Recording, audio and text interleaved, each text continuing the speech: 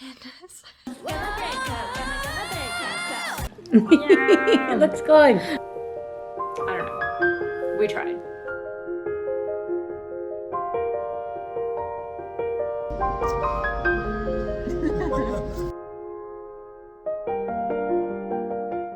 Hello there, guys. This is Christie from Dostoevsky in Space. Welcome to another weekly vlog. Today is Sunday, October 1st. So I just had to start the vlog because I'm watching a Sherlock Holmes mystery in Kate House Patreon, and we made a Mad Lib of this story yesterday, and it is so fun. I keep comparing it to the Mad Lib we made.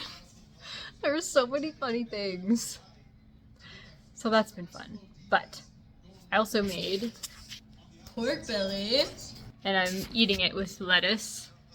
I'm making sams, but I'm not making samjang to go along with it. I'm just eating it just plain. So I had to update you. I haven't done any Victorian reading yet today, even though I was in reading sprints earlier. Not in them, but watching them on Kate's channel. But I really needed to get some like texting done and some other stuff. So anyways, I'm gonna get back to watching. And then Victoria, her first Patreon Zoom meeting is at 2. So it's 1:40 right now. So I'm gonna eat lunch, finish watching this Sherlock episode, and then skedaddle over to Victoria's Patreon meeting. Cheshire. We shall see. You work your method. I shall work. So in this story, the Boscombe Valley mystery, a Sherlock Holmes story, part of the plot hangs on the dying man remembering a word, and part of the word is rat. So in the Mad Lib, rat became pandas. So when you find out what the actual word it's from, where instead of like the word plus rat, it becomes the word plus pandas. I just lost it. It was so funny. And now as I'm watching the show, I'm just like, pandas.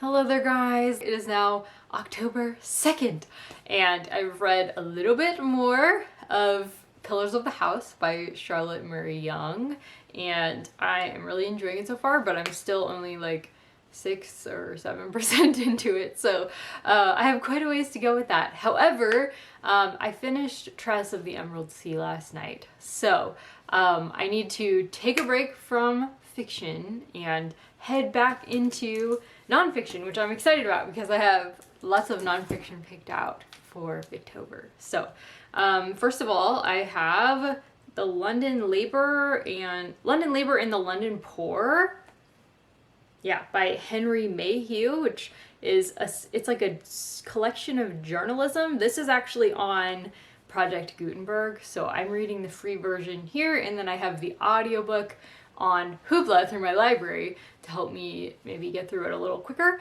and I'm really excited to check this out. So I'm gonna read several essays, I think, out of here this month. I'm hopefully this week I'll be reading several essays out of here. We'll see, and I'll let you know what I think of them as I go. I also downloaded The Five.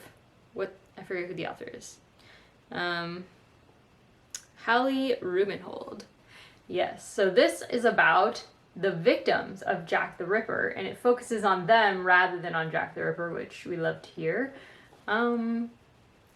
That's true crime. I enjoy true crime. So these are my, so I believe London Labour and the London Poor was written during Victorian times, whereas The Five is written about Victorian times. So, and it's kind of fun because Jack the Ripper starred in our Mad Lib the other day for Kate House Patreon. So, okay. I've also been reading quite a bit of Vespertine, which I know has nothing to do with Victober, and it's not even nonfiction, but I've just been really enjoying this. I didn't get a lot of sleep last night, so I needed something kind of thrilling.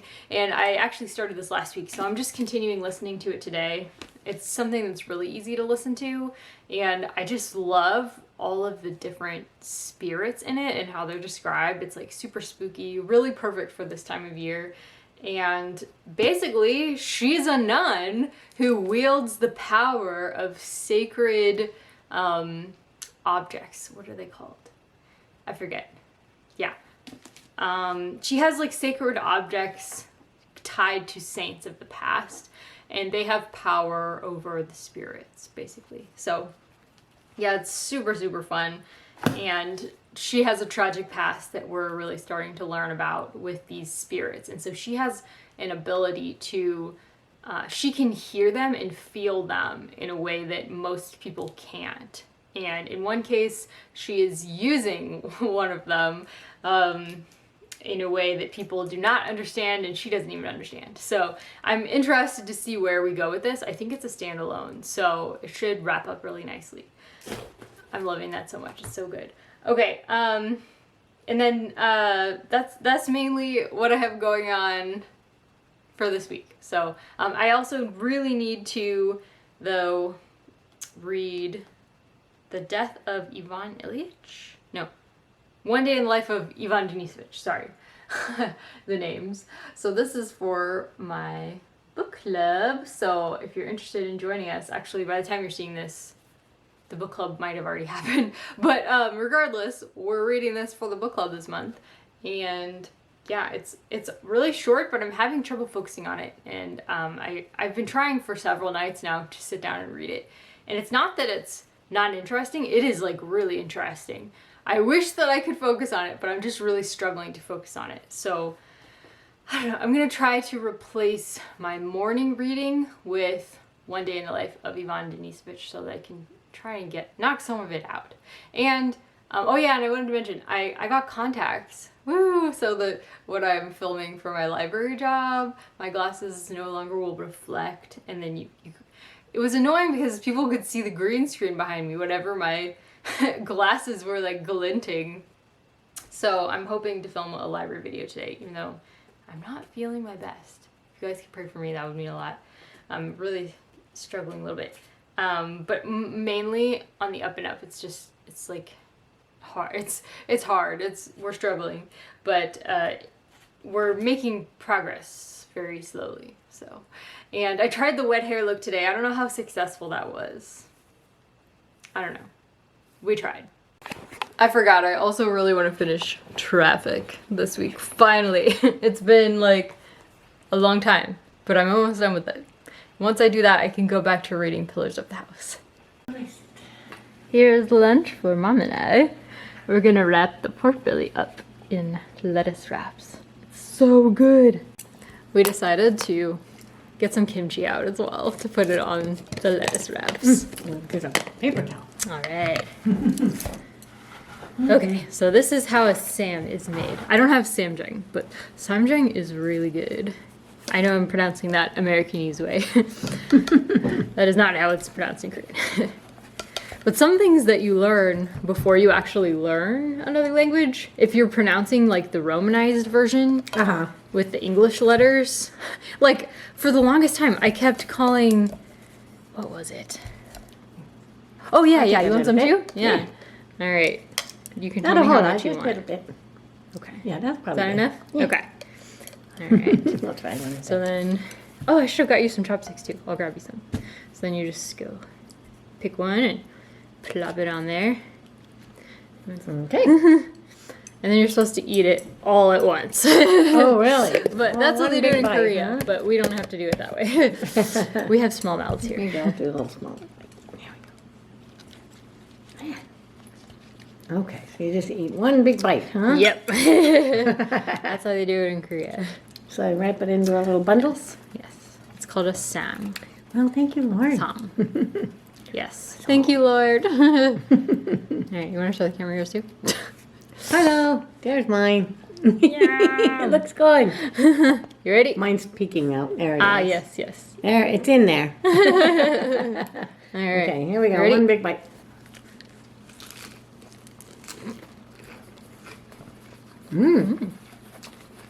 Hello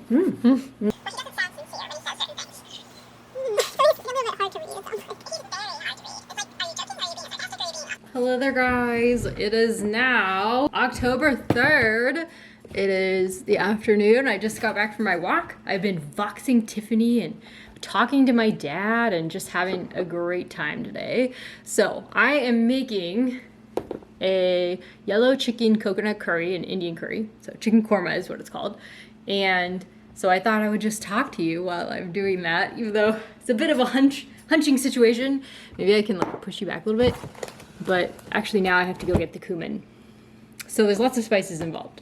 You can see my spice rack is a little bit messy. So I'm just gonna try to find, maybe I won't put these back yet. I'm gonna try to find cumin.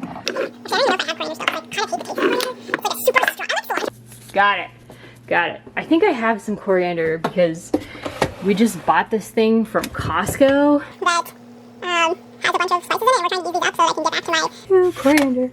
So anyways, I finished Traffic just this afternoon, and then I was listening to Eric Nam's latest album, which is so good. It is like fired, it's so good.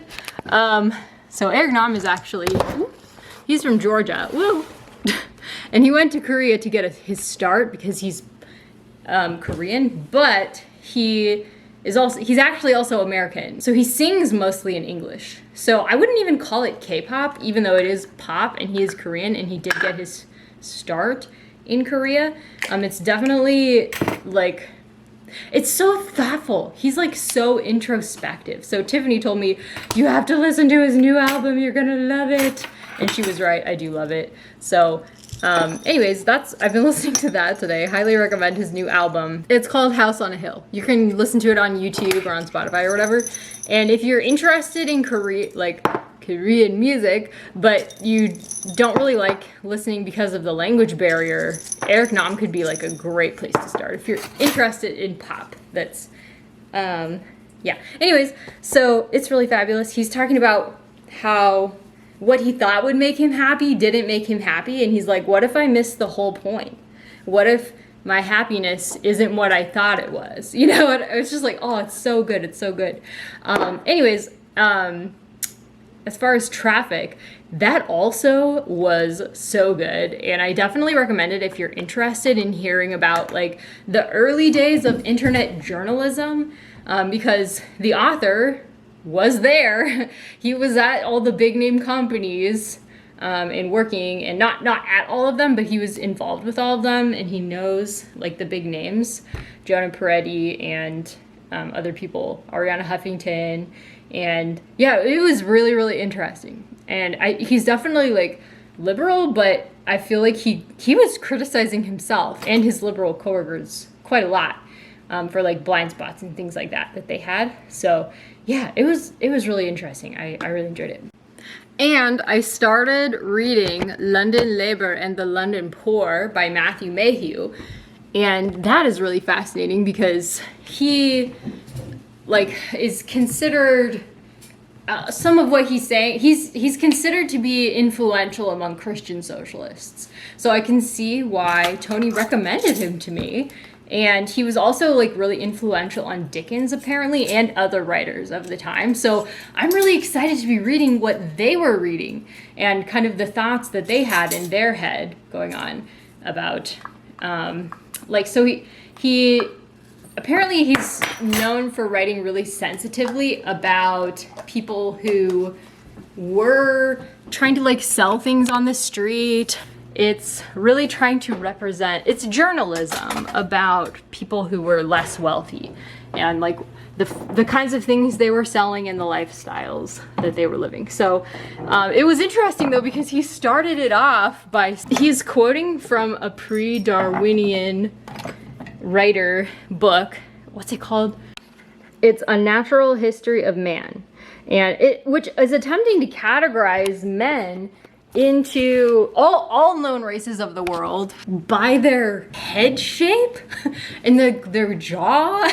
And he's like, yeah, we can make determinations about people and their morality and stuff based on that. And it's like, I know that is a belief that people had, but starting off with that was kind of like, okay, well, this is really outdated. Is this going to be even worth reading? Like, it's just so outdated. It's kind of like reading Darwin's original The Origin of Species. Like, it's so outdated. Is it really worth reading? I mean, maybe to get a peek into what people were thinking at the time, but it doesn't have any like inherent value to us today beyond understanding what people were thinking about then. But regardless, I think it'll be worth checking out, because I think so.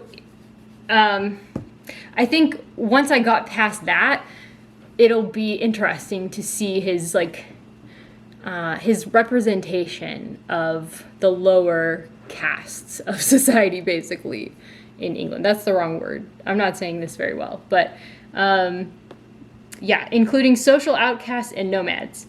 And he also apparently includes some like economic analysis, and it's somewhat Marxist, his analysis is. So I'm really fascinated to see what he has to say. And it's also, it was really interesting because I just read Travels with Charlie, and reading that, basically, John Steinbeck is like, once a bum, always a bum, but he's saying it proudly. So to me, it's just really different to be reading it from the perspective of, oh yeah, those wandering sorts of people are like inferior. It's like, John Steinbeck when was he writing? Like 1930 or something? He was saying proudly, once a bum, always a bum. But this author, Matthew Mayhew, was like, oh, but those are like inferior people, you know, people who aren't contributing to civilized society. They're less civilized. That's a word he uses a lot, is civilized. So I hope it's worth reading. We'll see. But since Tony recommended it, I think it probably is. Like, there's going to be some things in it that I'm excited to read about. So that's what I read last night. And this morning I read some of Daniel 11 because we have Bible study tonight.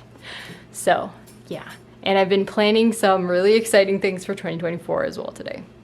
I know it's not Victorian, but I really want to see A Haunting in Venice, so I'm listening to A Haunting in Venice as I'm making my yumminess over here. So the spices involved are coriander, cumin seeds, turmeric ground. Sometimes I get it fresh, but I just had some ground. And I need to put this garlic over here in it. And what else is there? Ginger, yum. And then I'll put coconut milk, and oh, I forgot to do the chicken. Maybe I should put the chicken in now. I don't know. I need to look at the recipe. Yep, I was supposed to put the chicken in with the onion. I better put it in now. The girls and boys arrived holding decorated broomsticks for a competition.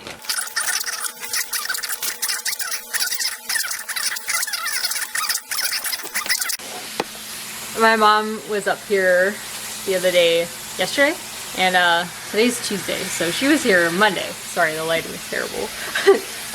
And she cut up this chicken for me. Thank you, Mom. I really appreciate you. To make it a little easier. I was having a rough time with my foot, and then it was feeling so good today that I decided to go ahead and try to cook. Oh, and the other thing is, since it calls for cashews, I'm super excited about that. I really don't like eating cashews, but I get these giant mixed nuts for when I'm like, I need a snack. But I just don't like snacking on cashews, and plus they're not low FODMAP. So I'm always looking for things to do with all, like, the main nut in these planners things is cashews. Like, they include so many cashews. But my favorite almonds, though, okay, into the cabinet of mysteries. That's falling apart. From Costco. I love them. They're so good. These are like really high quality almonds, guys. I forgot to tell you too, I've been trying to make progress with A Day in the Life of Ivan Denisovich. It's like a fictionalization of the Gulag Archipelgao. So it's a fictionalization of what he experienced in the Russian Gulag during the Soviet Union. And I believe he wrote quite prolifically, which I didn't realize. But he wrote quite a few books. Tiffany got some at a thrift store recently, and I was like, oh my gosh, he wrote historical fiction? So I need to read more by him for sure. Oh, hang on. My little ratatouille. Ah, there we are. My little ratatouille was in the way. So it's interesting. Like, it's definitely my kind of thing. It's something that I want to read, and it's something that I can learn a lot from, but I am really struggling with it. I don't know why. I just haven't had great focus for it. I think because I don't have an audiobook that matches the translation. I just got a translation from like a library book sale, you know. It's the Signet Classics one, and there is no audiobook available for that one that I can find. So I have to just read it just with my eyes and not at all with my ears, which is hard for me. So, but it is like it's like very sad.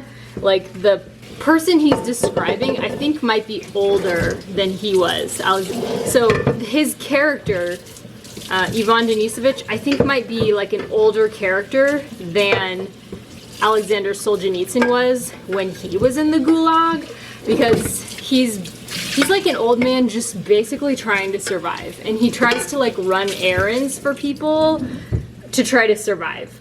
I think Aleksandr Solzhenitsyn was in the Gulag for 6 or 7 years. That could be slightly wrong, but it wasn't much longer than that. And similar for this elderly man, this character of the book. I really should be making brown rice, but I'm totally making white rice because I want to eat like now. So it'll just have to be white rice for today. Anyways, it's very sad to see how this older man has to survive in the Gulag and just how difficult it is for him. But I feel like it is like giving you a lot of detail. I can see why this took off in the US when he wrote it, because it's like super immersive, I would say, versus like the Gulag Archipelgao, which is really quite long, like super long, whereas this is more just like daily life of a man in the Gulag. So it's definitely like really accessible in that way, and I'm sure once I get into it, it will also be accessible for me.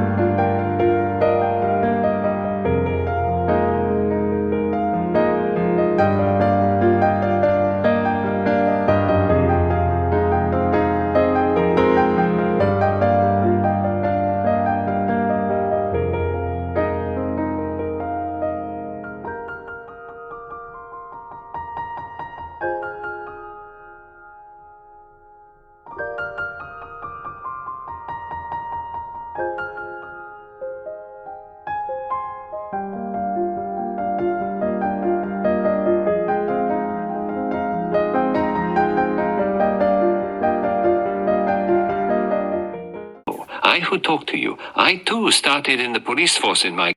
So I'm outside working now, and I just had to show you our new deck. It's fabulous. I'm obsessed.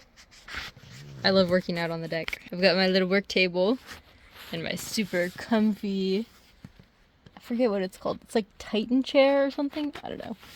Hey guys, it's now 6:40, so I just finished work and I was able to work late because Kevin is also working late. So, and Bible study got canceled. So, that was probably good because I needed to get work done, but I'm also sad about both of those things.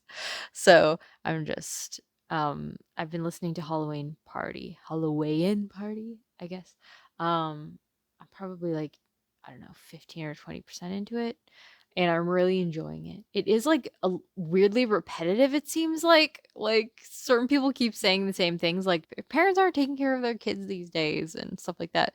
Like it keeps getting repeated and I'm like, are these it's just weird. Anyways, I am really enjoying it though. Yeah.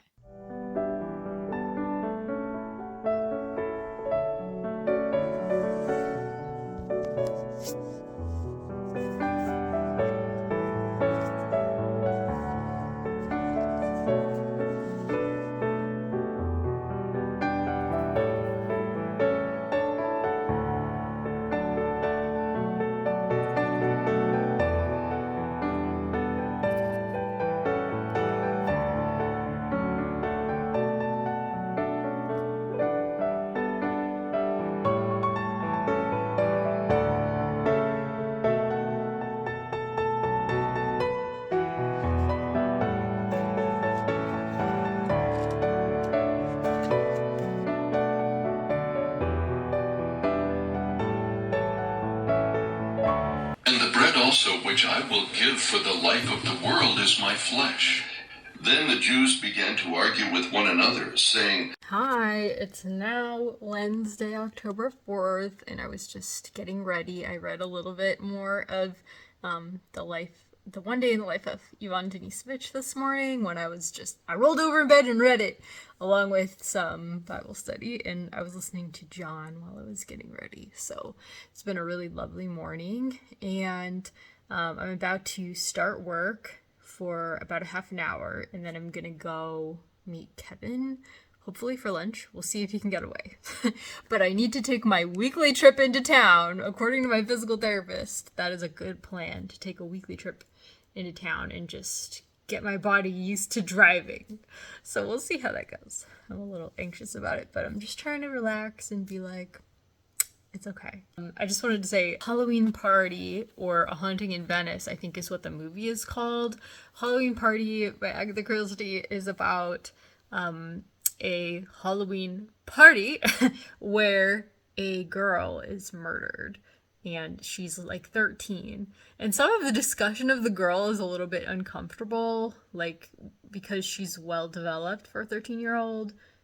Somebody calls her sexy. I'm just like, okay, that's really awkward. And also they keep talking about, was she nice though? Would somebody have wanted to kill her because she wasn't very nice? It's just like, it's a little bit yikes. But anyways, I think as the story is getting on, I think I will enjoy it. But at the moment, I'm waiting for I'm waiting for spooky vibes. I'm reading it because Halloween and also because of the movie. So I really wanted some Halloween vibes. And so last night and this morning as well, as I was like eating breakfast and stuff, I've been reading Pillars of the House Volume 1, and I'm 10% through it, and it's like 500 pages. So I have quite a ways to go. But yeah, there's quite a lot of characters, but I'm interested to see where they end up. Since this is my first Charlotte Marie Young, I really want to get a feel for her and see if she's gonna be like my style. I think I'm having trouble after finishing Bleak House. I do want to get back into reading longer classics because I loved Bleak House so much. So this is the first long classic that I'm tackling in a while, other than Moby Dick, which I still haven't finished. I'm going to work. Okay, while I'm pulling up my work, I just had one more thing to say. There's also a question of whether the murder victim in Hallowe'en Party might have seen a murder, and if maybe that's why she was killed, because she was a witness, because she mentioned at the Hallowe'en Party that she had seen someone murdered when she was a kid, like years ago, and she just didn't recognize that because she was a kid. Yeah, that's interesting. I'm following that for sure. And the Charlotte Mary Young book is following a gigantic family of children. That's why there's so many characters in it. There's like 11 children or something. So I have no idea where the story is going, but the father, who was he didn't get the living that he was kind of promised, the father is now dying. There's like 11 children. Like, they need him to be providing for the family. So yeah, I'm interested to see what happens.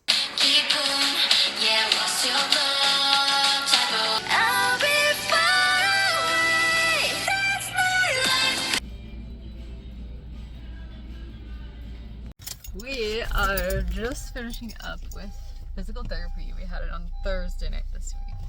So it's, what is the date? I don't know. But it's Thursday. And it's 5:18, and we're going to Super Burger. And I'm super excited because their special shake this month is a bloody caramel apple shake, I think. I'm super excited to try it.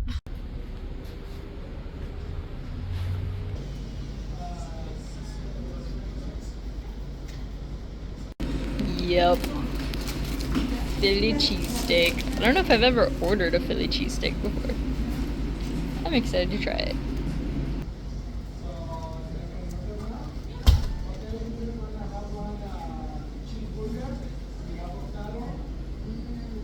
I love their sauces and their bread and their meat.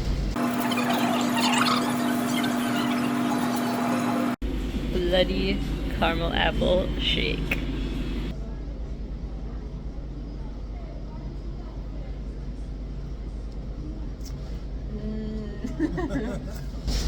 It's so good.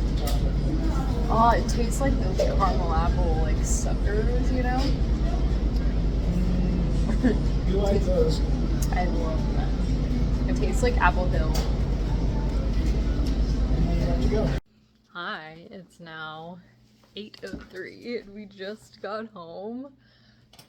Wow, they forgot our milkshake, so it took them forever to serve us. But regardless, we just finished my first Goosebumps novel. It's actually one that Kevin recommended, so we're reading it because he really liked it when he was a kid. And it was so fun. Monsterblood. Have you guys ever read Goosebumps? It was so fun. So we're on to the next one, which is, I think it's called Welcome to Horrorland. Very October mood. Oh my gosh, look at these mugs, guys. I never drink anything anymore, so I just never use mugs. But if I did, I would be buying these. They're so cute. Hey guys. Well, it's been a lovely day so far. I was up late reading. I had a little bit of insomnia, but it worked out because I read The Pillars of the House last night. I love it. It's so good. So, I'm like I think I'm 25% through that now. I am so invested, guys. So it's about a gigantic, I think I actually already described it, didn't I? It's like a family of, I think, 13 kids and a husband and a wife who are both in poor health, and kind of what happens to the family as the dad's health declines. So much happened in the story in what I was reading last night. It was crazy. It's definitely moving right along now. Like, I'm just, the plotting is definitely pulling me in. The characters are great. They're very moving. So that's really a strength of Victorian literature, is the characters. So not surprised that that's happening. So something else just happened. It was kind of funny. Kevin's in the grocery store and I just came out because I always have to. I can't really stand in line. But this week I did really well. I went by myself into town, dropped off something at the thrift store, met Kev for lunch, and my foot was like fine with it, which is crazy. Anyway, so that's exciting. I'm making some progress in my physical therapy. And now that a weekly trip into town is part of my therapy and it's going well. So super excited. But somebody just couldn't get into their car, like an older woman, because somebody parked too close to her car. And so she was like, can you squeeze in there and like back my car out? And I was like, of course. And so I got out of my car and she's like, oh, I thought you were skinny. She's like, I thought you would be skinny enough to do it. I was like, I could still do it, you know? So I did it and it was fine. But I was like, okay, thanks for that. But that's okay. I know I'm not a skinny girl and that's okay. I love my food. I used to be like a runner, and so that would have really bothered me in the past, but I literally cannot be super athletic now. So, but I do walk every day and I eat fairly healthy, so I do my best. It is what it is. So I just went to the library and look what I got. 9 Coaches Waiting by Mary Stewart. I'm super excited to read this. I think there's always like an intrepid young woman launching into a situation that involves men behaving badly, usually. In this case, it's a bunch of heirs behaving badly and putting her charge at risk. I think she's like teaching him, she's like tutoring him at a castle in France. It's like it was like written in like the modern day when she was writing, like it's set during her time, I think. So it's not like super old, but you can see like a little picture of her walking with the heir. I'm super excited to try this. I've loved both of the other Mary Stewarts that I've read. However, I do have a lot of plans already for October and November, so I'm not sure how well I'll be doing with that. So, I also read some more of London Labor and the London Poor or something. I think that's what it's called. Anyways, so it was interesting because I started off with the Project Gutenberg copy of it, and that included the weird, like, physiognomy discussion. And then I got the Penguin edition because then I could download it to my Kindle and read along with it at night. And that one cut out the whole beginning section about like physiognomy. It wasn't super long or anything, and it launched straight into the kinds of different like peddlers it described them as. I think peddlers was the word. But that's like people who were usually camping out in like the poorer areas of England rather than the richer areas. He used different names for like the people who would sell to the rich versus the people who would sell to the poor. So anyways, and there was a really moving portrait in there of like people who couldn't get work, and so in middle age, like mechanics, I think it was, were like coming to the street and trying to sell certain types of merchandise and having no success, like fish, and having no success, and other peddlers would look at them and know that they weren't going to have success, and so they weren't able to make their living doing that. And it was so sad. It was like really sad, the description, and he described like women as well having the same problem, trying to sell like oranges and stuff like that and not succeeding. So yeah, it's really sad, but I feel like I'm definitely getting a picture of what life would be like for the poor in London during the Victorian period. So it's definitely what has been promised to me is being delivered.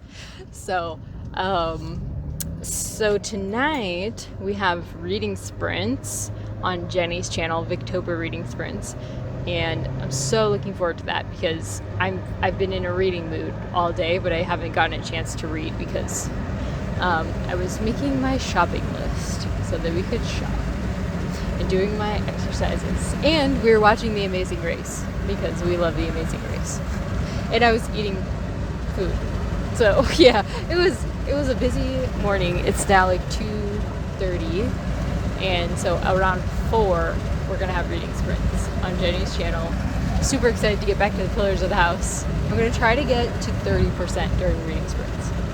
I just hit 30% in Pillars of the House, and I'm doing reading sprints with Jenny. This is our last sprint. I made it! Yay! It's so good, guys. It's so good. There was a super affecting conversion story in the Pillage of the House. I don't even want to spoil who it was, but it was so moving and wonderful.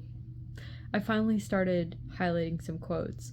I've just been like so immersed in the story that for a while I wasn't highlighting quotes, but when an atheist is brought into the household with some of the other kids and they begin witnessing to him, I was like highlighting all over the place. Nobody can really explain it, but that's no wonder. One cannot explain a thunderstorm, but one knows what it is. That's electricity, said Fernando. And it goes into, you can understand some science, but you can't explain everything. You can't, just like with God. You can understand some things about God, but you can't understand everything. We're just humans. We can't understand everything about God. Or about science. Or about anything for that matter. This is Christian fiction at its best. Hello there, guys. It is now Tuesday, October 10th, so it's been a little while since I updated you, but it is time to wrap up this vlog. Thank you so much for enjoying it with me. So I did finish a couple more things, and I'll talk about other things in my week 2 vlog. So things that I finished: Monsterblood by R.L. Stine, which is a Goosebumps novel. Has nothing to do with Victober at all, but this is a book that Kev and I read together because we're always looking for books that we can read together, and it's kind of a spooky vibe. It's definitely like a Halloweeny type book. I never read Goosebumps as a kid, but he said, oh yeah, this was one of my favorites. So I was like, I feel like this is a level of spooky that I can handle. So I really enjoyed it. It was quite fun and quite funny. So I also finished The Four-Story Mistake by Elizabeth Enright, and this is the second book in the Melindy quartet, or not a quartet, I think it's a quintet. Regardless, I don't think I read the final one, so I always call it a quartet, but it's actually a quintet. This is about a family of children that are very inventive and very fun, moving to the country and all the fun things about their country house. And it just really like delights in the little things of life that are so delightful. And it's a Dia type book. Dia loves these books. So if you're a fan of Dia and you like her kind of books, I recommend this. It's perfect. It's a very like Hufflepuff type book. So I loved this. I buddy read this with Tiffany and her daughter Claire, and we're gonna discuss it, I think, this week. So I'm excited to I listened to it because the audiobooks are really cute, and I wanted to make sure I finished it. But now that I listened to it successfully, I want to go back and like not highlight, but like I don't have copies of these books, so I'm using a library copy and using little note stickers, but so fun, so fun. So as you can see, I finished some fiction, which meant I needed to move on to nonfiction. So I'll discuss the nonfiction for the most part in the next vlog, but I did want to mention I started The Five by Hallie Rubenhold, I think her name is. She is the one who wrote. This book is about the victims, the 5 canonical victims of Jack the Ripper. It's not really about Jack the Ripper at all. It's kind of about the social conditions of the time, and she's just proving like that likely is the case that the canonical 5 victims were not all prostitutes, and they were called prostitutes for a long time because of where they lived and the squalor that they lived in. So yeah, I'm really excited to continue with that. That's about it, and I'll see you in the week 2 Victober vlog. Tell me what you guys have been reading for Victober 2. Actually, I really would love to hear that. Bye!